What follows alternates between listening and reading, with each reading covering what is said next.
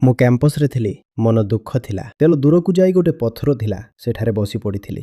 ତେବେ ଗୋଟେ କୁକୁର ଥାଏ। ମୁଁ ବସିଛି।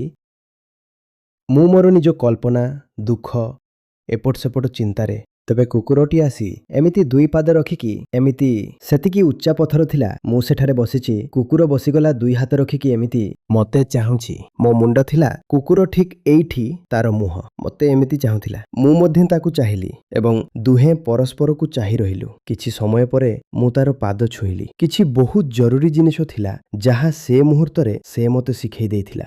କୌଣସି କଥା ବା କାରଣ ଥିଲେ ମୁଣ୍ଡ ଆପେ ନଇଯାଏ। ଲୋକଙ୍କୁ ଅଜବ ଲାଗିବ, କିନ୍ତୁ ମୁଁ କହିବି ବହୁତ ଧାର୍ମିକ ମୁହୂର୍ତ୍ତ ଥିଲା। ସେଇ ସ୍ଥାନ ମୋ ପାଇଁ ମନ୍ଦିର ହୋଇଗଲା। ମୁଁ ହଜିଯାଇଛି ନିଜ ଦ୍ୱନ୍ଦ୍ୱରେ, ଚିନ୍ତାରେ। ସେ ଆସି ଏମିତି ଚାହୁଁଛି। କିଛି ବହୁତ ଜରୁରୀ କଥା ଥିଲା, ଯାହା ସହଜରେ ସେ ଏମିତି ଚାହିଁ କହିଦେଲା। ତା ପାଦ ଛୁଇଁଲି ବହୁତ ପ୍ରେମରେ, ସମ୍ମାନର ସହ। ଏମିତିରେ ବଡ଼ ବଡ଼ଙ୍କର ବି ଛୁଇଁ ନଥିବି। ଛୋଟ ପିଲା ସହ ଅଛ ଓ କୌଣସି ମୁହୂର୍ତ୍ତରେ ତାଠୁ କିଛି ଶିଖିଲ। ତା ଦୁଇ ପାଦ ଧରି ନିଜ ମୁଣ୍ଡ ତା ପାଦରେ ରଖିଦିଅ। କି କିଛି ଶିଖିବାକୁ ମିଳିଲା? ପଦବୀ ବୟସର କଥା ହିଁ ନାହିଁ।